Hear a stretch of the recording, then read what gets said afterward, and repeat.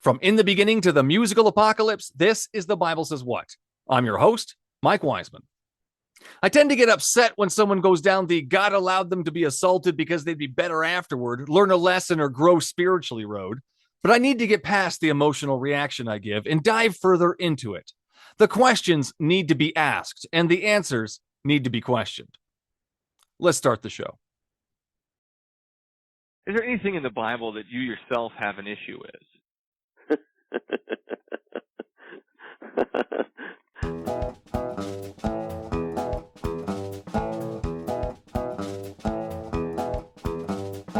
Okay, so it took you reading the Bible to realize that those things were bad for you?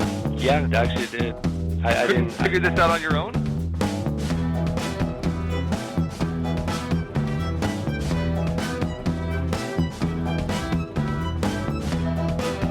No, Ted Bundy could be redeemed.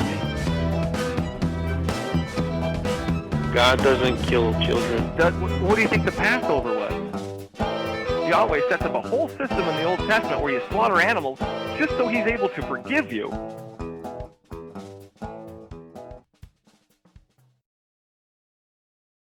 Today's special guest is board-certified holistic nutritionist, level 2 certified nutrition recovery coach, and Amen Clinic certified brain health professional, Jayne Reynolds. Welcome to the show, Jayne.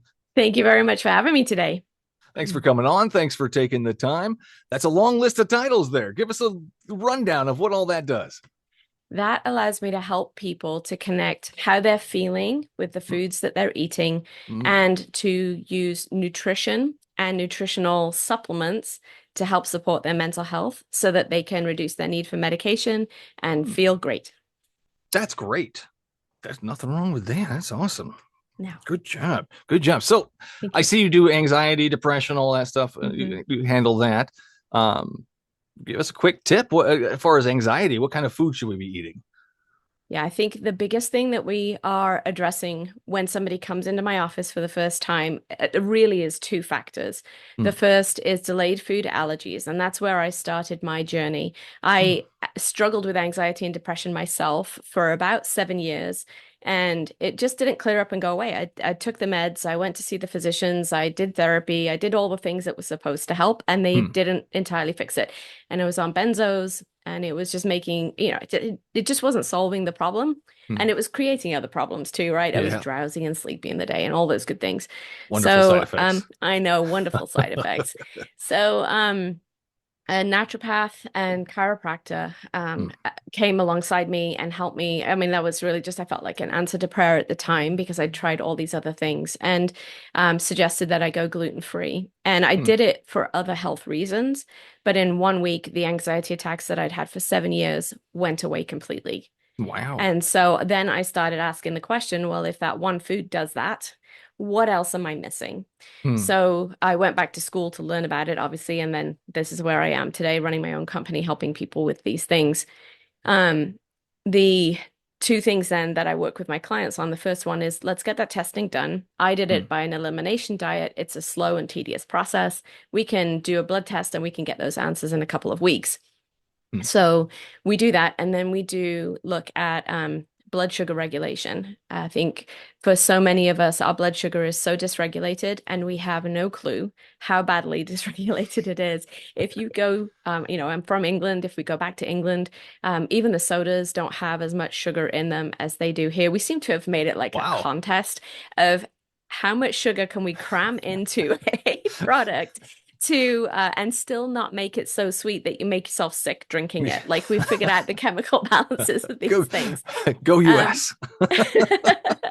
So, it's just different in other countries than it is here.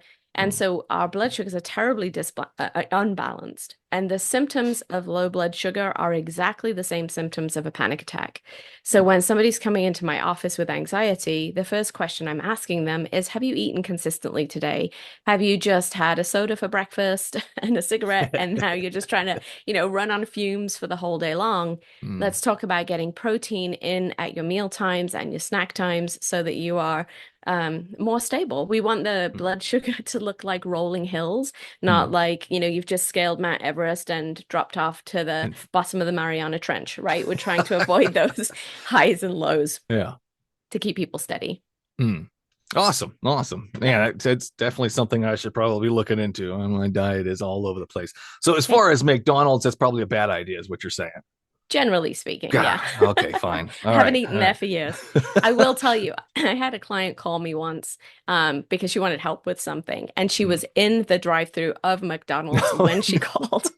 And I remember saying to her, I think we should move from bi-weekly appointments to weekly appointments. Like, I think we need a little more help and education along this right. Yeah, Man, that's awesome. No, it is hard to eat healthy, but it we is. all should definitely start doing it. Hmm. 100%.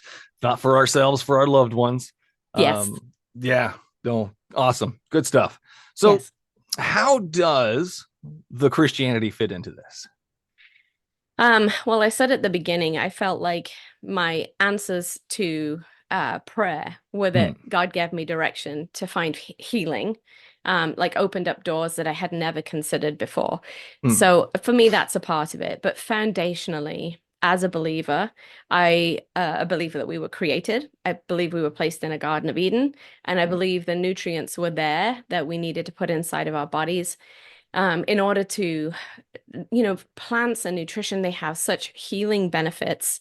And we've kind of lost the art of that over time we've become very dependent on medicine, Hmm. which is good in its place. It is wonderful. There's been a couple of times in my life where it's been life-saving. But for chronic ongoing health conditions, sometimes it misses the mark. And some of the pieces I feel like God created and put with us, it's like he made a puzzle piece, right, to go together and said, here Hmm. are you, and here's the things you need to sustain you for life, for Hmm. energy, for movement, for all of these different pieces. And so today, in our modern world, I feel like in the world, science is a wonderful thing. I have absolutely nothing against science, Good. absolutely nothing. But I think faith is an important part of it too. So that's, but Yeah, we'll get there. yeah, we'll get there. But when we get into our aisles of foods that are up and down the center aisles, we have taken the same 12 ingredients and we've Hmm. turned them into the same, into 50 different products. And there's no variety in our diet. It's highly processed. It's away from whether you are a believer or not, what nature intended and Hmm. how it grows out of the earth. And so we can do marvelous and wonderful things. We can take, a plant and turn it into a hamburger that looks and tastes like it bleeds like meat. But is that really the best thing that we're doing for our cell on a cellular level for our Hmm. bodies? When these things were not, I feel like our body knows how to handle them better and deal with them Hmm. better when they're less processed. Hmm. Yeah, no, heavily processed foods for sure. Yeah. Genesis 129. That's the God gave us every green thing to eat, essentially, all the Hmm. seeds and whatnot. So that verse particular, I have kind of an issue with that right off the bat. Okay. Right off the bat, God did not. You have many issues with many of the verses, I so do. let's just start right there. We'll start with that one. So, according to this verse, God gave us all these green things to eat. But Uh-huh. according to reality, we can't eat all the green things that grow out of the ground. A lot of it will kill us Right. or make us very sick. So, Hmm. how do we correlate that verse to reality?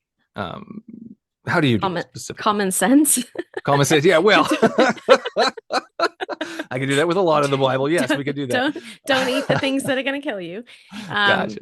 Yeah, and I don't know because I wasn't there, right? So Hmm. the thing that runs through my mind is that we talk in Genesis about the fall of creation Hmm. and how things were good and perfect, and then at a point things fell, and part of the punishment was now you're going to have to work hard at the land. You're going to have to there'll be thorns and thistles and all these things that your fields are going to yield that you can't eat and isn't good for you, and you're going to have to work even harder. And so I think ideally in the very beginning those things did not exist, Hmm. and that is my humble opinion. Humble Hmm. opinions 1-1. That is not like I can't go back and point to something that says it didn't exist before. But Hmm. if truly the Garden of Eden was a place of perfection, Hmm. then what was given was safe. And Hmm. then after the fall, it makes sense to me that things happened in that process that were no longer safe, that were consequences for decisions not to be in community with our Creator. So what happened exactly, do you think? God's got this garden, it's all perfect. And then all of a sudden man sins. And who changes the plants to poison, or who creates the poisonous plants at that point? I have no clue because, like I said, I wasn't there at the time. Yeah. But I do know that we are. I know inside here, right? When we talk about Genesis, we're talking about the fall of creation, and that there was an angel in Satan who fell to the earth and has been given dominion over. And when he, the good and evil, right? We've got this iconic battle going on. And for this season, he's been given lordship over planet Earth. And in that chaos, he brings with him destruction and pain and sorrow and suffering and lies. I think that it is not beyond him. He's not got. I'm wrestling with myself because he's not got I'm thinking out loud. This is what I tell my husband all the time. Just hang with me. I'm just thinking out loud. He hasn't got the creative powers, I don't believe, that God has. But I believe he has the ability to twist things and make them into what was good into not good anymore. Okay. So your idea, tell me if I'm wrong here, is that Satan It's just an idea. Took what God had created and twisted it to bad. Right. He took what was created for goodness and turned it into something that was not good. Right. And so God allowed this when the fall of man happened. Yeah, it was a consequence. He told us very clearly, you can eat of every tree in the garden, but do not eat of this one, which gives us knowledge and wisdom like God, right? And that was Satan's temptation in the beginning, that we would be like gods. And with all that wisdom and knowledge, it broke our relationship with our Creator. And that was the falling into sin piece. Who let Satan into the garden? I have no idea who let him in. Is God protecting the garden? Go back and what was that? Was God protecting the garden? I believe he was. Well, that's a really good question. And so I know where you're headed with this, because if he's protecting the garden, where is right? That's the assumption. How did he get in there? How'd the bad guy get in there? God had to have let him in at some point, which is weird. Right. Yeah, all good questions. Yeah. I can't tell you that I have an answer for you on that. I just don't know that I do. So can we be? No, that's okay. I don't think there is a good answer to that question at all. Yeah. What about the trees? Did God know that those trees would cause the fall of man? I don't think the trees caused the fall of man. I think man caused the fall of man, making decisions that were contrary to what the one commandment they'd been given, which was don't touch that one. And again, Satan likes to twist what's been said. And so in that passage, it's, did God really say? Because I don't think he really said. And so we start doubting, and then we start making decisions that are contrary to what God has placed as truth inside of us. And that leads us away from making healthy decisions for ourselves and for the people around us. So I don't think it's a tree. I think it was man. It's man's decision to eat the tree. Yes, because we've always been given free will. Well, we can talk about that for sure. So God knew, putting the trees there, that man would disobey him and eat the fruit, correct?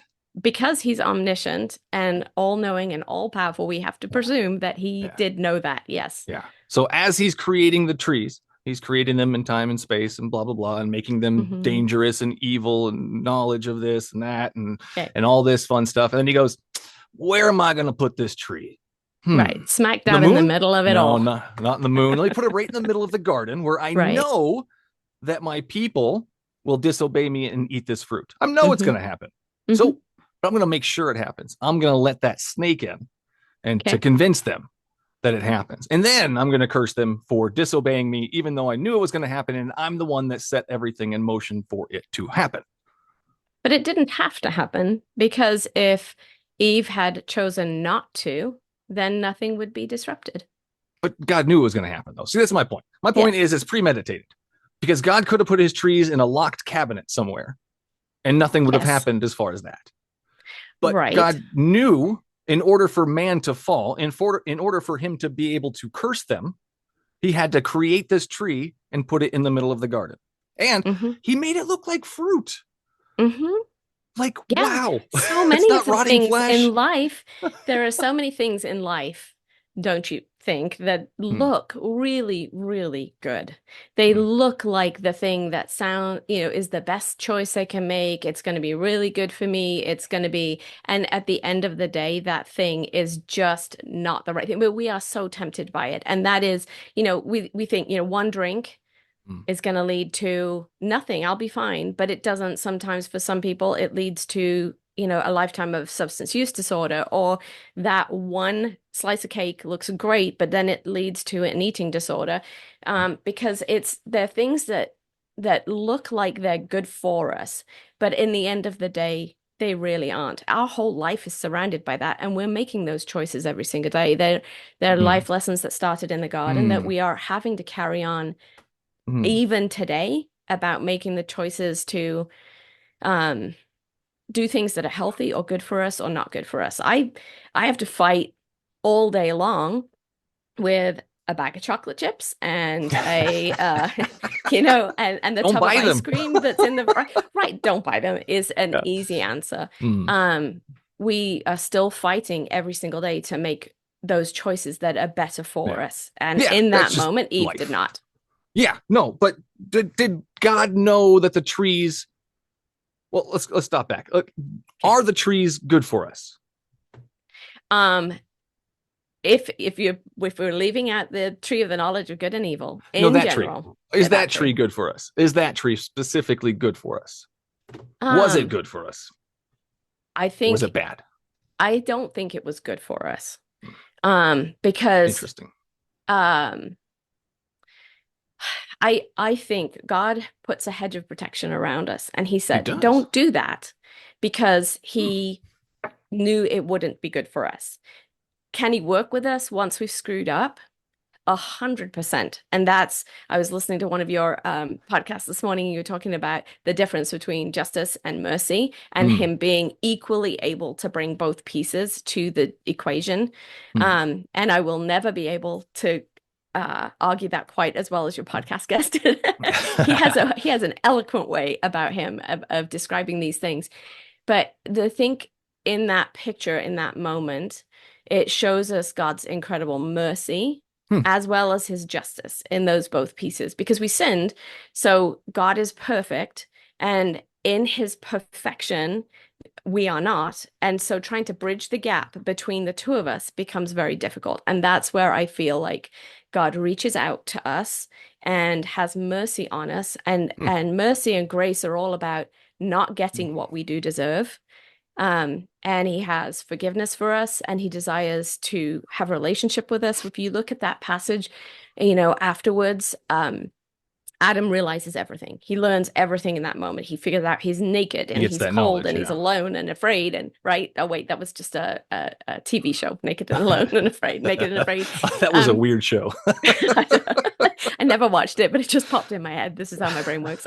But he's got all of these things, and God is looking for him. He's saying, Adam, where are you? I want relationship with you, and something is wrong. Something's broken. I still desire to be in relationship with you.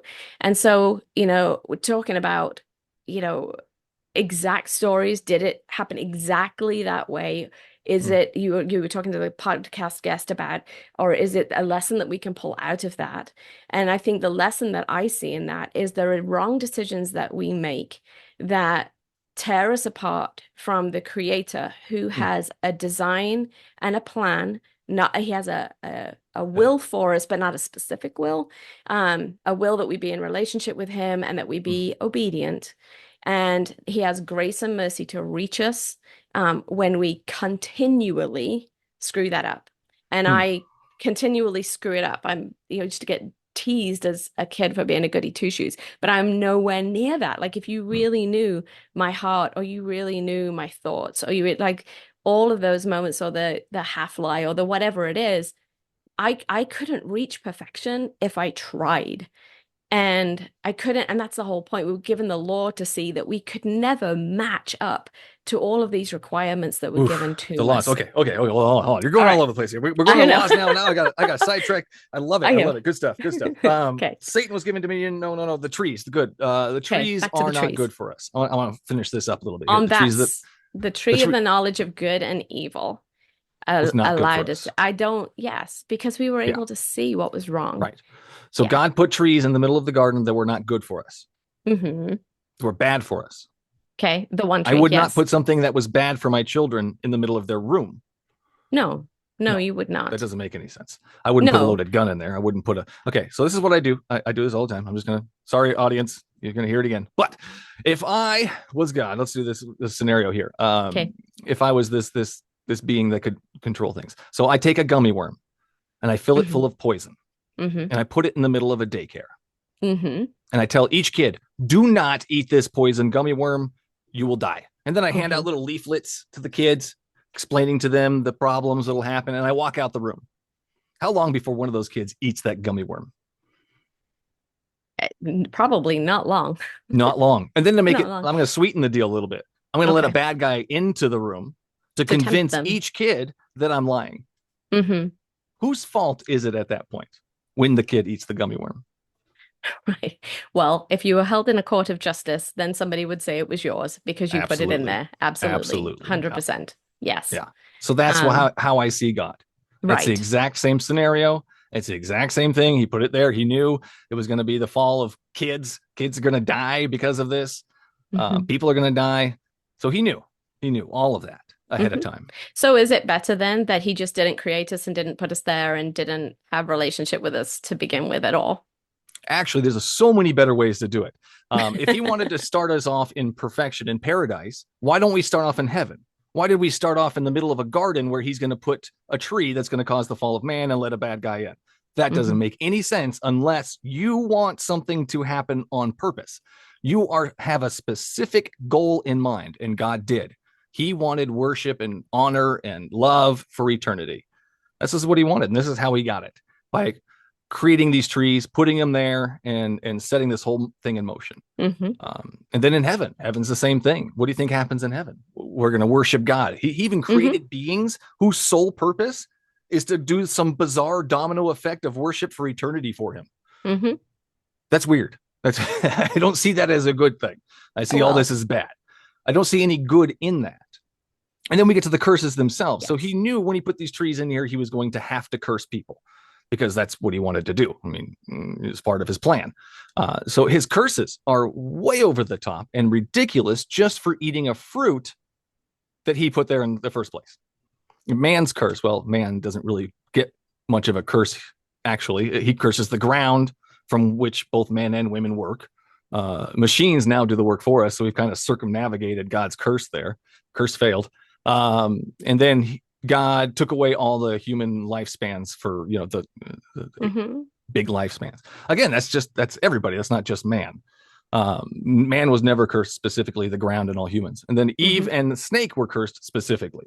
The snake first, Yahweh chose to curse all the animals on the planet, which was weird. I don't understand why he did that. Then he decided to punish the snake specifically. All snakes lost their leg and the ability to talk and now have to eat dirt, which I don't know about you, but snakes don't eat dirt. I mean, no. We've circumnavigated that one as well. So the snakes don't even follow the curse that God gave them. And then women, snakes will attack them and they're going to have pain during childbirth. These are the curses that the loving God gave. I wouldn't give my kid pain in childbirth. I wouldn't have things attack them. It's really weird punishments. So lots here. Sorry, I'm just rambling at this point. But these curses, he put these in motion along with the trees, along with the serpent, along with Satan, knowing exactly he was going to be the bad guy. He was going to cause pain, destruction, and death, all of his existence on earth. And hey, I'll make him king of the earth. Why not? Not a good idea. I don't think his leadership skills are quite to par. So it's the curses. How do you feel about these curses? Do you think they're fair? Do you think they're just? I think that God is fair and just, which you can argue with me all day long on, because I think you and I are probably just going to come from a different Mm. perspective on that. Yes, I will read what Yes. he's done. And Um, yeah. I think, what was he going to do? Take away their iPads? Like they didn't have some of those other consequences, back then, because Mm, some of the other pieces didn't exist. What did they have? They had a garden to tend. They had mm, relationship with one another. They had relationship with God. They had relationship with the animals that were in the garden. So the impact of sin is it impacts and hurts our relationships. It hurts our relationships with God, and mm, it hurts our relationships with others. And my theology is somewhat rusty, but if you mm, that whole foretelling, the imagery of Eve's ankles being attacked by the snake, mm. that takes us all the way to the cross You will crush his and head. crushes his head. Yes. So Yeah. yeah. How's So that? How does that work for the cross? How do we get snake crushing to cross? because if you're a Christian and you hold fast to these tenets, the belief is that God's Holy Spirit power raised Jesus from the dead, and Uh, in that moment conquered death once and for all and sin in order to uh, bring relationship and reconcile relationship between God and man. And so, in that moment, the imagery of Satan being crushed is what's there. It's that his rule is now temporary. It is not long lasting. It will be over soon. And then we have this hope that at the end of when life is done, we have a hope that we are reconciled and reconnected with God. And yes, to be in relationship with him, to have worship and adoration. But to me, like I grew up in the UK.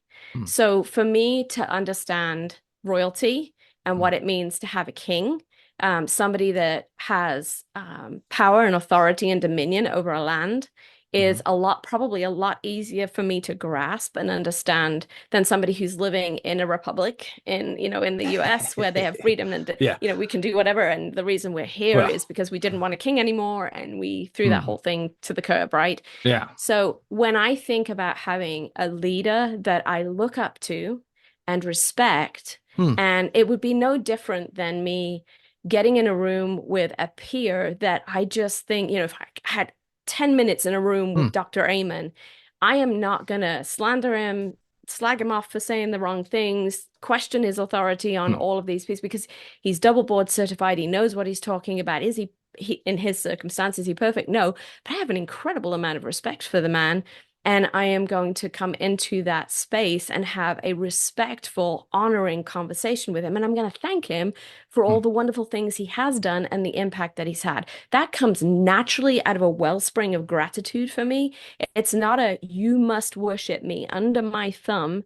It comes out of relationship for me with God. And then, this deep gratitude that I have that Mm. even in my broken relationship with God, he is stepping in, reaching it, putting out a hand like a loving father and lifting me out and setting me on a solid rock and giving me the skills and the coping sets that I need for every single day. And that has been my journey since I was like 4 years old. Like this has been every single day of my life since I was tiny. There's a lot there. Thank you for that. That Yeah. was good. But respect, first off, respect is earned. I Yes. don't just give respect willy nilly. Right. So this invisible man that releases a bad guy and gives him kingship over his children, I don't respect that. A Hmm. guy that needs bloodshed for forgiveness, I can't get behind that. Hmm. A guy who slaughters children out of jealousy, not very respect worthy on that one. Creates the bad guy, lets him trick people, creates bad fruit, puts it in the middle of a daycare. I can't respect that. Is there anything you can point to specifically that you respect about this being? Yes. Yes. If Give me I two. get Give me two. two, if Yeah. I get outside, one of the places that I feel closest to God is in nature. And I think it's partly because of that in my head the image of the creation of the Garden of Eden. If I get outside and I can take just a few minutes and slow down and look at the awesome places around me, which I believe are created, and I know that I have no power. Like, think about it. Hitchhiker's Guide to the Galaxy. One of the punishments in the Hitchhiker's Guide to the Galaxy is they put you in this tiny space and they show you the magnitude of the world and the kingdoms and the galaxies and make you realize just how small you are. When I get outside and I see the Milky Way in the sky and I see the trees in all their detail and their variety, when I get into any of that space, for me, I am able to give praise. And it says, if you don't do it, the rocks will cry out because this creation is so incredible. And so, never heard a rock cry out though. That's a weird one. but that's not a literal thing, is it? Oh, good, I mean, good. the point is not literally that the rock is going to cry out. The point is, if you don't open your mouth and say, my gosh, this is amazing. Thank you for creating it. Thank you for giving me oxygen. You look at all the stats that could be off by, the Earth's tilt should be off by one, if it was off by 1 degree, we'd all die. When we look at those things and where we've been placed and how we're in this space, and I look at that, I have respect and awe for my creator and for the place that I have in this world. And then for the people that I have impact on. So specifically, when I have conversations with people that I believe inside, like I can't even, it's not something that probably might sound like woo-woo on the outside, but when I have almost like divine appointments where I have a moment and I meet with somebody and we have a deep connection and we have solutions and answers for problems that they're experiencing and they go away better. I feel like that is a divine moment where God has brought somebody across my path with the skill sets that he's given me to be able to bring influence and help to that person. And you might say that's just all coincidence. I don't believe it's all just coincidence. And I think that we can use there's a lot of good, like you focus, and I understand you focus a lot on all the bad things that have happened. Mostly bad. Yeah. Yes. Mostly bad stuff. Yeah, I've yet to see a lot of this good stuff that the God has done. Right. I'll let you finish that, then I'll jump in. Go ahead. But when I look around me and I know that that person that we prayed for got radical healing, or I know that I prayed for this outcome and the answer was yes, no, or maybe, right? I understand all the time, but sometimes God works things. The other day, I had a networking meeting. I was dreading walking into it. I am not an extroverted person by any stretch of the imagination. And I prayed all the way to that meeting. I was like, God, I don't even know why you have me here. I don't know why I'm going to a networking meeting in person. This is so outside my comfort zone. And I am praying that you will just be in this moment, that you will fill me with your Holy Spirit. And if there's somebody there that I need to connect with, that you will just connect us. And I walked in. The first thing I saw was a person that I haven't seen in years, which was amazing. So we had a chat for a few minutes. But then I got into a deep conversation with a lady that we went as deep as particle physics in about half an hour. And we didn't talk to anybody else for the whole night. We've had coffee again since. We're working on some collaborative projects together. And I just feel like that was an answer to prayer. When those things happen, then I am giving thanks. And I'm seeing that as a good thing that my God has done for me, because as his child, I believe he loves me and he blesses me and he sings over me and he encourages me every single day. Does he do the same for all his children? Yes, for all his children. What about the ones that are praying and begging in church for God to save them from being assaulted by the pastor or the priests or anybody else in the church? Or anybody else in the church for that matter. So what about them? How do you think a prayer works for them? I think God's heart, no idea how close that is. Wait a minute. Sorry. Yeah, take your time. You have no idea how close that story is to some of the things that I've experienced and been through in life. Not my personal journey. Let me be really, really clear right out of the gate. I think God has a very special place in his heart for those people that are struggling and are going through hell and back in these horrendous situations. I do not believe for 1 second they are divinely ordained by him. I think there is evil in this world, and evil influences us. It's that decision.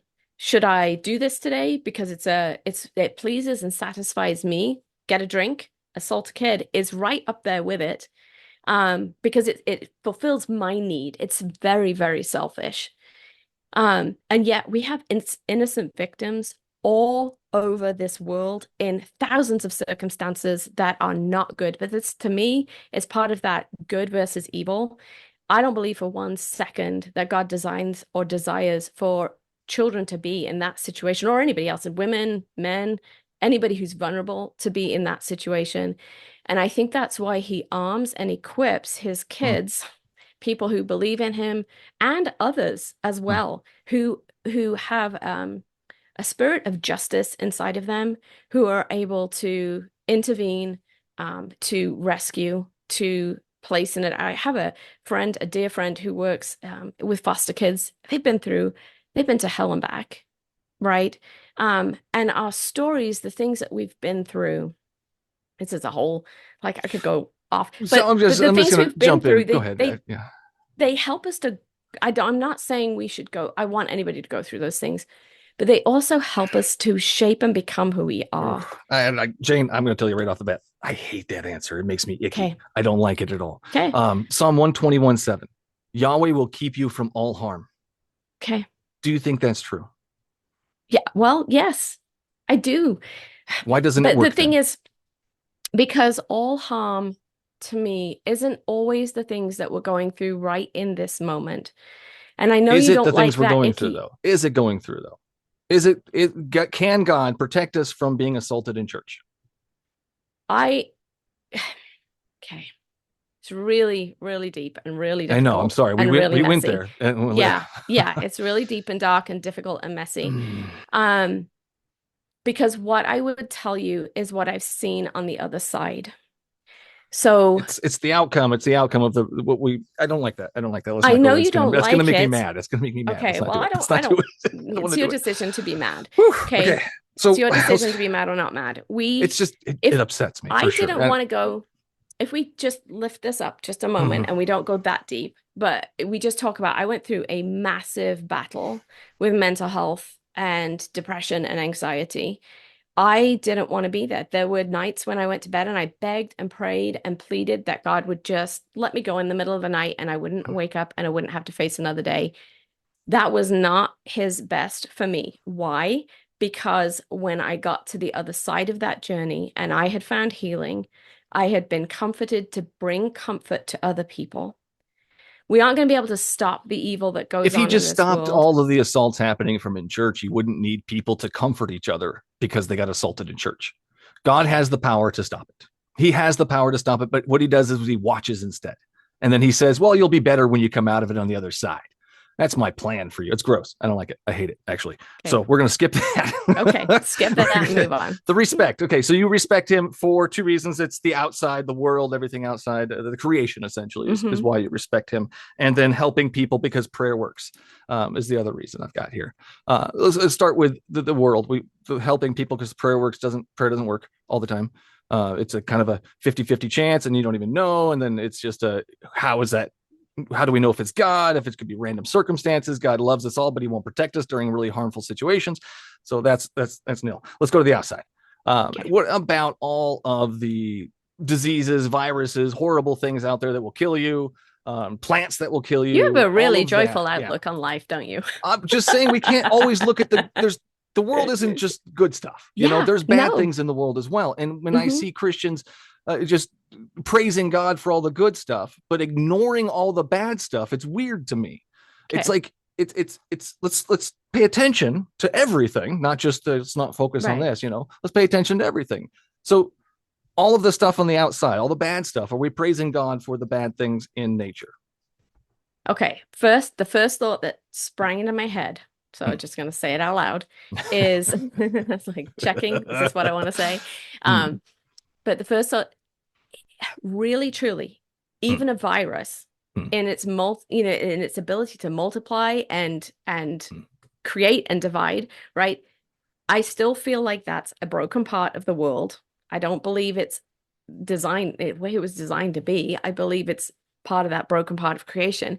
But if you look at that and how something just grows in a petri dish, that is freaking amazing. It's To pretty watch amazing, it yeah. it really is. Just to watch it create and divide and to gain life and momentum and all of these other pieces, that is absolutely pretty amazing. And so yeah, it went sideways, but I can also still see it's like it was supposed to be a good thing, but it isn't.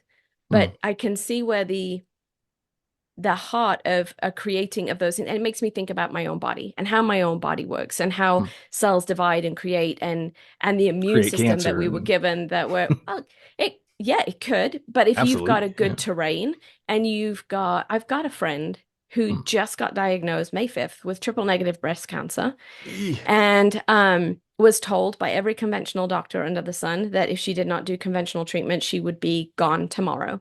She chose not to do that. And she went the alternative route. She did cryoablation and she did mistletoe and she did these vitamin C therapies. And she's 2 months later and all of her cancer markers are gone. The cancer tumor is gone. Everything is gone. Do you think that was Jesus? I Or the think food that she ate? was, Or I think random? I don't think it's random. She has an incredible faith. So that's a part of the puzzle. These are all parts of the puzzle. There's So not she believes one something. answer. She that she- believes something. And Okay. then she's taken the nutrients and put them inside her body that are Okay. there that we know help. We know they help because scientifically they've been studied and we know they help. This is not a random exercise and we'll try this and see if this works. It's been done. And the cryoablation surgery, it's a surgery. So she needs the skill and technology of people who understand how to cut into human skin without causing massive infection.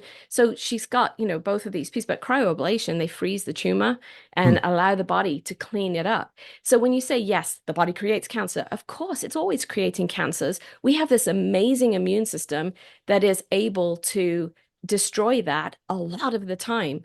Sometimes it goes sideways, but I don't know if you last checked, but 100% of us are guaranteed off this planet at some point from something or other. So, that's how we're, yeah. So cancer's, one of the ways that happens. And our bodies and immune systems are phenomenal. So when I studied science, looking at how the body works, I could see God's hand in those pieces. Yes, sometimes it goes sideways and it's horribly wrong and it's devastating. And sometimes it's really, really good. But our bodies need help. And when we have stuff like that, we need help from people or medicines or something in that nature. Correct? Or food, even food, right? And in this Western world, we certainly believe that. I think there are other cultures that rely heavily on prayer because they don't have all those options and they rely heavily on faith. And I think a lot more miraculous things happen in those circumstances.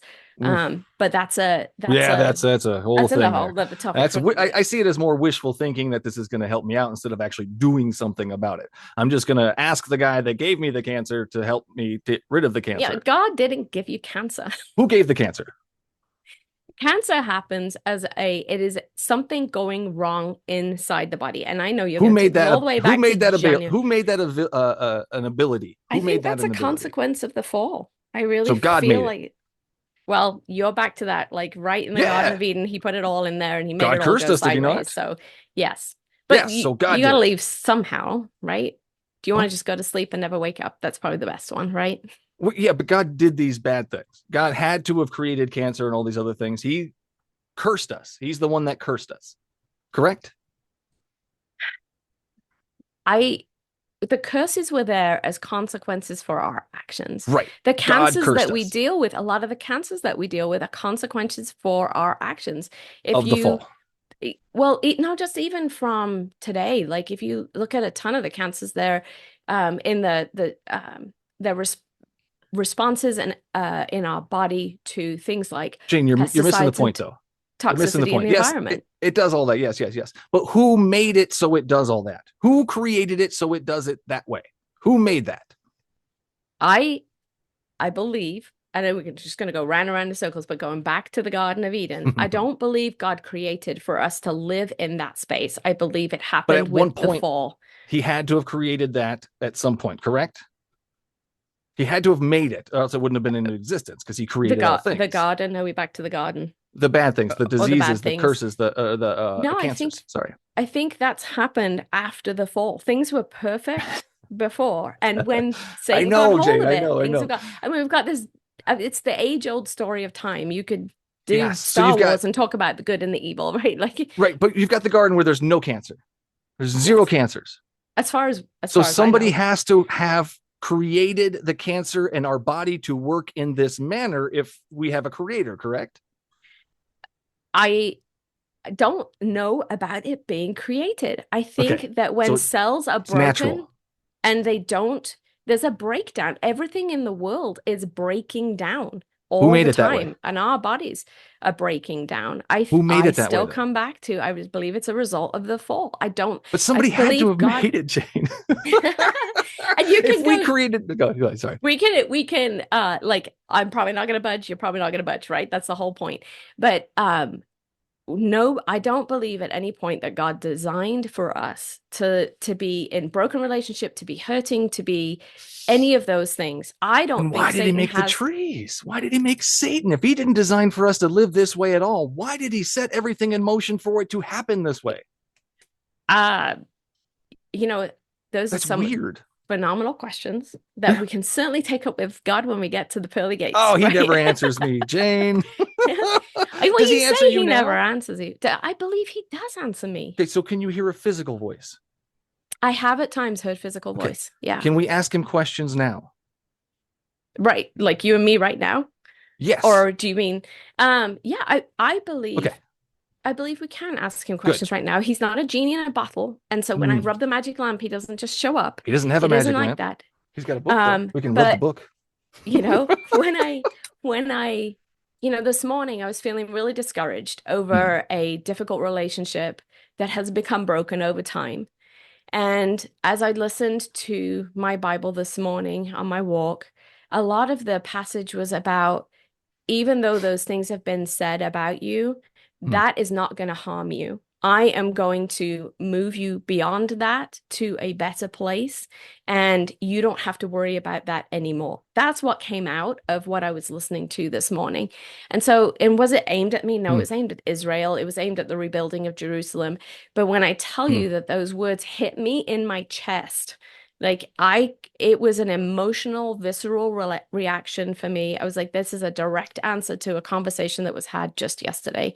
So I believe God answers us in lots of different ways. Sometimes it's the wisdom of the people that are around you. It doesn't have to always be this voice that you hear, but I have, and it's been on one hand, I can count how many times that's actually happened. But it has been from time to time. Weird. So if I open my Bible and it says how to beat slaves and how to keep them, do you think that's good? That's God telling me things? Or if I open my Bible to burn prostitutes or burn witches, you back on the stone disobedient children, right? All those things. Do you think those are God sending me messages? I think we just go back to the podcast that you just did with your other guest the other day when he was talking about us understanding the severity of consequences for the sins that we do. And I think that was an incredibly fair answer. Would I go out and stone somebody? No. Would I go burn somebody? God asks for you to do it. There's the Old Testament and the New Testament, and it's still in the Bible. Follow the New. Yes, it is still in the Bible. Yeah, and it's still a law that God says to follow. Jesus says to follow the laws. There are still cultures today in our modern world that believe that if somebody steals something, they should lose a hand.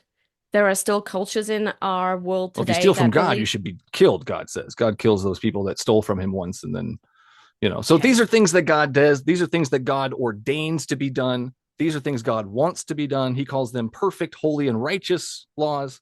So I think they're terrible. I think they're disgusting. Right, but he's asking us not in the New Testament. If you get into, if we just set the Old Testament to one side for a moment. But why? God's asking us, because you're so stuck there.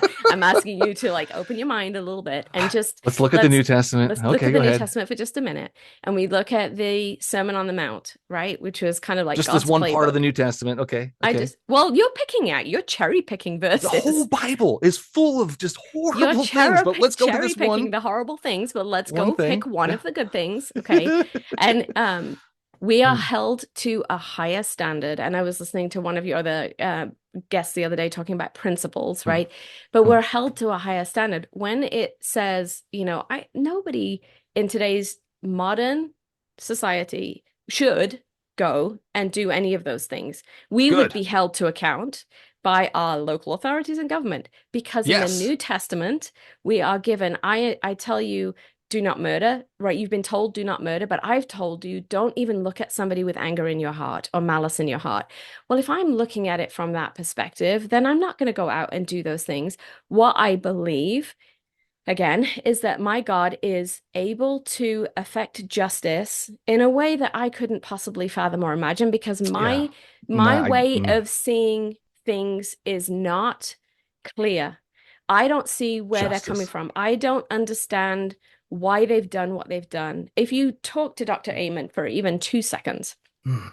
then he will tell you the reason we need to look at the human brain when we're really getting into some of these people who've done the most horrific and horrendous things. Mm. We can understand why their brains are broken and where they need healing. All of this comes back to us Horrific things. being, yes, Let's- horrific things. Yeah, like drowning children. Oh, for sure. Yeah, God calls that Yeah. justice. Yeah, drowning children and puppies and kittens. Those are all God's justice. And that kind of goes back to this thing I wanted to do here real quick is Okay. you have this relationship with God. You can talk to him and he talks to you. Yes. I'd like to ask him a question because the dude never answers me. So maybe Okay. you can ask I him. was and you already can- praying for you this morning, all this. Michael, on my way in. Well, I will send happy thoughts your way as well. Okay. So can we ask him why he decided to drown every puppy, kitten, and baby on the planet? Why he thought that was a good idea? Can we ask him Right, that? because you're back to Noah's Ark, right? This is the One of piece them. We can go to the end of the earth. Let's go to the Revelation then. At the end of the world, why does God think it's a good idea to burn people, to have the water turn to blood, send hail to kill people, all these things. He's going to wipe out all the children, all the puppies and kittens again, but this time with fire and weather and silly things that he's going to do. So let's ask him, why does he think it's a good idea to kill kids that way? I don't think he ever thinks that it is a good idea to just wipe out people indiscriminately. And he's not malicious in his malicious. intent. That sounds pretty malicious. I know. And I know. When is it not malicious? When you're burning children. Right. You should never burn children, right? I'm not Good. advocating that in glad. any way, like right answer. But you worship a God that does. He advocates drowning and burning children. He does it. I think that I worship a God who has a divine balance of justice and mercy. I don't see the justice and mercy in that, though, Jayne. Yeah, I know you don't. What I see is anger and frustration and hurt and lack of understanding. Lack of understanding. There you go. Lack of. I don't understand why he does those things. Doesn't make any sense how somebody can see that as to good. Me, right? It doesn't make any sense to me. And at no point, at any time, like Job, I think about Job a lot. He railed against God for all of these things that because he went God through. Killed his kids. God sent Satan to kill his kids. Right. Horrible. He allowed him to be tested. Horrendous. Knowing the answer. God allowed him to be tested, knowing the answer. Right. Kind of a pointless test when you already know the answer. What was Job's, at the end of it all, what was Job's cry? Disgusting. He still praised him. It was gross. He still praised him. It was disgusting. Why wouldn't praise I don't pretend. I am not divine. I am not, and never have pretended to be one. I am not divine. I am not omniscient. I'm not omnipresent. I don't understand. There's a lot of pieces of things in life that I really, really don't understand. I don't pretend to understand them all. But I find peace in my relationship with God, which you might find you rail against and you may not like very much. No, but can we talk to him though? That's what we want to do. I want to talk to him and ask him that question. Can we do that? I'm not going to tell you that I'm going to hear a voice inside my head, but we can certainly talk. Well, if you do, can you tell me that you did? Of course, I'll tell you that I did. All right. Okay. Let's ask him why he wants to burn all the children at the end of the tribulation or whatever. All right. Let's go. Okay, Heavenly Father, your word is sometimes confusing for us to understand, and it is sometimes doesn't make sense at all because it seems so outside of what we would think is right, good, or proper. And so we have these very real questions that we have to wrestle through. There are difficult parts of scripture that we don't understand. So, Heavenly Father, as Michael brings this question to you, and I know I'm not going to have the answer for it today unless you speak divinely, because this is the question he's asked every person who is on his podcast.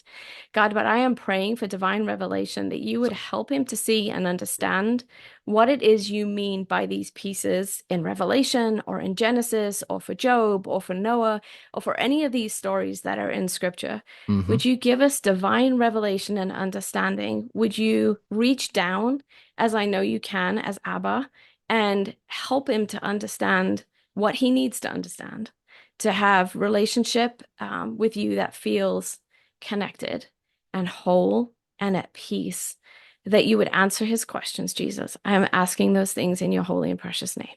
Amen. Did you hear anything? I'm waiting for the answer. I'm waiting. Okay. Give me a second. Do I have to look up? Do I mean, no. Oh. Just give me a minute. Got it. You got it. Radio silence. Yeah, I know, right? Great for podcast. It's great for podcasting. Yes, yeah. It's building. It's building. We're good. Okay. Honestly, what's coming to me, and you can do whatever you want with it, but this is where I'll leave it. Okay. All right. God sees you. God hears you. Okay. He sees your hurt. I'm not really hurt. I'm okay. He loves you. Okay. And that's it. Like, that is exactly it. He sees me, he hears me, and he loves me, and he needs you to tell me that. Do you know, sometimes we do need the people around us to remind us. Why can't the all-powerful God that wants a relationship with me tell me that? Maybe, have you ever been in a relationship with somebody where you were constantly picking a fight? I've never been in a relationship with somebody that I can't see, hear, taste, touch. All right. Have a conversation with. Okay. If you were in a relationship with somebody in the same space with you and me right now, and you were constantly railing against them and picking fights with them about everything they ever did because you didn't understand it. If you were a documented child killer, yes, I would be doing that. Yeah, yes. God's a documented child killer. So yes, I'm going to rail against his decision to drown, burn, starve, abort. You're giving a lot of energy you're giving a lot of energy to something that you can't actually see. What? I see the Bible. Oh, well, you mean God? I mean, you've seen God, yeah. Like, gotcha. You keep telling me I'm not giving him any energy. I'm giving I'm trying to help it make sense, because Christians have this belief and they have all the answers because God has all the answers, and they have a direct line to the guy that has all the answers. Whoever told you that we have all the answers? Well, you have direct line to the guy that has all the answers, so you have access to all the answers. Yes, but it doesn't mean he tells us everything or reveals everything. Like I said, he's not a genie in a bottle. He's not a genie in a bottle, but he seems to stay invisible. If he wants to have a relationship with somebody, he should come down and say, "Hi, I'd like to have a relationship with you." Instead of just reading a book or having somebody else tell me that this invisible person wants to have a relationship with me, he should show up himself. And I feel like that's exactly what he did with Jesus. He showed up in person and said, "You were there when Jesus was there?" No, I wasn't. Me neither. So he didn't show up for us. He didn't show up for us, Jayne. He showed up for me. You can choose. You weren't there. You don't get to decide for me whether or not I believe that is truth. So you have decided for yourself that he isn't real or isn't present for you or isn't in relationship with you because he hasn't shown himself to you. Yes. I am praying that over the next few months that he reveals himself to you in the biggest, most mighty way possible. There are hundreds of people praying for that exact same thing. And you know what? It's been 6 years on this podcast and it hasn't happened. Why is Jesus not showing himself to me? Is it because I don't have enough faith? Do I have to have faith first and then he'll show up? I think sometimes faith doesn't have to be as big as we think it has to be. Sometimes it's, yes, we get back to the mustard seed. Sometimes it's showing up in one moment and saying, I really don't get it. But if you are there, if you're real, if you care about me, even one jot, will you show up, please, and make this clear? Yeah. So I grew up in the church. I did this for years. The dude never showed up. Even when I was a Christian and believed that he was there, He really wasn't there. Okay. It was just an invisible. Honestly, it's an imaginary friend. I had a Jesus imaginary friend, and I talked to him, and he didn't talk back. He didn't move anything. Like, poltergeists, they can move the whole chair across the floor. Jesus never did anything like that. It's kind of, it's just an imaginary friend is exactly how I've grown to see it. But that faith in a mustard seed thing, do you have faith the size of a mustard seed? Every single freaking day. So can you move things with this faith? Yes, I think you can. Not physically, like we're not grabbing a chair and spinning it across the room. This isn't poltergeist. Well, it says you can throw mountains into the sea, Jayne. That's what it says. Okay, you're taking it very, very literally. What if it's just a mammoth? Okay, but not everything in the Bible is literal. Some of it is allegorical. Some of it is Jesus stories. Didn't raise from the dead? I don't believe that. I do believe that was literal. I believe that was literal. But if you no man can throw a mountain into the sea, but you can see a massive project in front of you, or a big task or an overwhelming thing in front of you that just feels like it's insurmountable. But if you have enough faith to show up in that moment, you're able to work through it, tackle it step by step, and get to the other side. That's no different than me asking any of my people when they come to see me for their mental health help to have enough faith that I have some answers for them to show, because some days, and some trust. Yeah. Because if you show that's how I would see that as opposed to faith, because faith is seeing things that aren't there, knowing things that are unknowable. I don't know. Right, but you're also sometimes you're putting faith in people to be able to be there for you as well. That's the word trust. But you feel I that's like trust. the word trust better. You can use the word trust. Faith has got too many religious undertones to it. Okay. So trust. I trust people, certain people, and I trust that my vehicle is going to start when I get in it. I trust that this microphone's going to record into there, and then we're Sometimes it doesn't, right? Sometimes it doesn't. We had that earlier. But I would call that trust as opposed to faith. So if your faith is as small as a mustard seed, and the Bible says that we can throw mountains into the sea with a faith that small, why did God not say projects or hurdles in your life? Why did he use the words mountain into the sea? Because that is what he's taking is a start. It's like a camel through the eye of a needle, right? It's a picture. Something that we can't do, but this is something we can do. Because it's a picture, right? Right. It's a picture of something we can do with faith. I say to you, how do you eat an elephant? One bite at a time. Are you going to go eat an elephant? Right? No, you're not going to go and eat an elephant. It's a picture story. Probably gross. And that's the same with, I know, right? That's the same with, I don't want to eat elephant. But that's the same with the camel through the eye of a needle. It's the same with the mountains that are being thrown in the sea. Saying if you have a small amount of faith, a small amount of trust in something, then you're going to be able to accomplish mighty things. It's just starting with that small piece of faith. Or small piece of trust, if that's your preferred word for it. We can go with that. Yeah. What do you think happens to me if I don't have this faith? I think God's pretty clear that being in relationship with him results in an eternity with him, and that not being in relationship with him results in an eternity without him. And I think that's in my thinking over the years, I look at the world around me when I see it through the lens, and I know I have a Christian worldview. I understand that. Jesus when goggles, I call them. Yeah. When I look at it through the lens of the things that are happening in the world that are not right and not good, and I see that as the absence of God. God is not in those moments. I don't want to be surrounded. I don't want to be surrounded by those things for the rest of eternity. I would rather be in relationship with God and surrounded with him, by him, all encompassing in eternity. And so that's where I choose to place my faith and where I believe I will go when the end of my life is done. As of right now, I don't have God. He is not here. There's no man living in my heart. There's no ghost controlling my thoughts or helping me control my thoughts. And I'm fine. I'm fine. Okay. So why is this such a bad thing to be eternity without God? What makes it so bad? Well, you've just explained all the things that you don't like about the way the planet is and all the things that you think are so awful. I wouldn't want to spend my eternity living like that. So my eternity is going to be stuck on Earth with all of the good and bad? You are asking me questions that are outside the, like, I've got to be like dead honest with you Yeah. at this point. Like, Revelation is a book that is really difficult, and even just there's Ooh, yeah. so many different theological schools of thought on, do I die and then I'm in the ground for a while and then I go to Yep. heaven, or Yep. all this pre and post tribulation. I don't know. Let's What go I basic feel, then. Is it okay, going to what be I good feel, or bad thing that happens to me? I don't think it's good to be Okay, so it's within not going to be good. I don't think So it's a good space to be without God for eternity.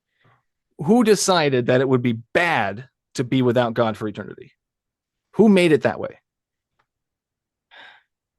I don't God. know. I mean, God obviously made it that way. It Your wasn't answer Satan. for everything is God. Well, God created everything. God knows Right. everything. So, I mean, obviously everything is his doing. Because his ideal is that you be in relationship with him, not just for this lifetime, but in eternity. And so And if to you're be not, without him is not good. Yeah, right. right? Can he make it created all okay? Can he make it just okay to be without him? Like if I spend my eternity on a beach somewhere and he's never there, not even existent in my world, why could Do God you not feel do like that? he'd be Why lonely does he on a have to beach make it all by bad? yourself without anything? I don't know. Well, but why does he have to make it bad? Why can't he make it I just don't think he okay? made it bad. I don't. Who made it bad then? Somebody had to have made it bad. If we have a creator that made everything, somebody had to have made the bad and somebody had to have made the good. We're already back to me, that's the Yeah. difference between who God is and who Yeah. Satan is. Yeah. And Satan has only selfish intent at heart, and he is looking for worship as well. Make no mistake. If you believe these things, which you're coming from a perspective where you said, at one point I did and now I don't. Yep. So we have differing worldviews, I right? grew up in And the church, I yeah. understand that 100%. But if you come from the perspective where you feel like Satan is who he is, and he's created this evil, this sense of evil, he's destructive, he is not good. John 10:10 tells us the thief comes, meaning Satan, to lie, kill, and destroy. And If that's the way his God wanted it. purpose, right? If that's his purpose, Satan was seeking worship and adoration, and he's seeking that from anybody who isn't following God. That it's not That's where the jealousy comes in. Whose jealousy? God's jealousy? God's jealousy, yeah. Yeah, he doesn't want to share worship with anybody else, and certainly Weird. not with a being that he created. He Right? created him this way. Jayne, would you create Satan knowing exactly what Satan would do? Not intentionally, no. No. God intentionally did, though. Right. God intentionally created the bad guy and then made him king of his daycare. Right. Gross. That's gross. There's no. That's terrible. Yeah. I mean, no conversation we have today is probably going to budge any of those sorts of feelings that you have. Why don't you have those feelings, though? That's so weird to me. This all good guy created a bad guy and then let him loose on his children, and you don't see the bad in that. You don't see how that's a horrible, disgusting thing to do. I think I have had through my lifetime this faith of a mustard seed, this trust that God is inherently good. And that is probably where you and I differ by a long shot, like Grand Canyon. I don't think it's good to drown children. I'm on the South Rim, you're on the North Rim. We are far, far apart on each other on that topic. It's not good to do the things that God did. That's where I'm at. So that's not good. And I know that's where you're at. I hear that's where you're coming from. In my experience, and we've been through some pretty hellacious things in life. But I have always been able to see the goodness of God coming through in those difficult circumstances. Regardless of the bad things he does. Regardless of the bad things that have happened. And that's my problem, is he can do all the good he wants, but when he's a documented child killer, a creator of an evil man or being, and then releases him up on his children, then creates a place that's going to torture them for eternity if they don't love him in return, I can't get behind that, and I refuse to worship that kind of being. That is weird. That is weird to me. But we've gone full circle here. This has been a blast, Jayne. I definitely want you back. We can. There's so many for goodness sakes, I will have to brush up on my theology before I come back. I'm excited. Let's do it then. I'll let you have the last word. And where can we find you at? Oh yeah. I have a bit.ly link because they're so short, right? bit.ly, and then Meet Jayne, all lowercase, MEETJAYNE. Gotcha. Awesome. Thank you so much for your time today. Stay safe out there, and we'll keep in touch. You too, Michael. All right. Thank you. Bye-bye.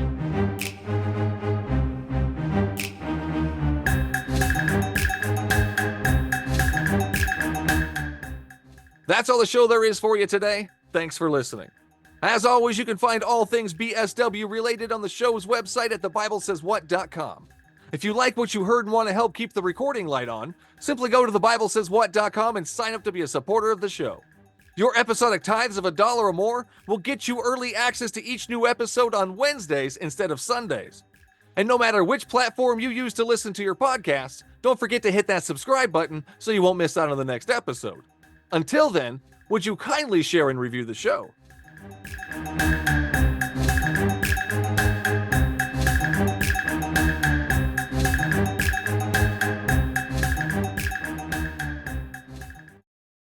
Next time on The Bible Says What? No, I definitely wouldn't have done that. But I'm very curious about the sinning in heaven. So if we can sin in heaven, because there is free will, right? Then how is heaven a perfect place if there's sin in heaven? And then didn't Jesus conquer sin? So now we still have sin? I'm very confused here.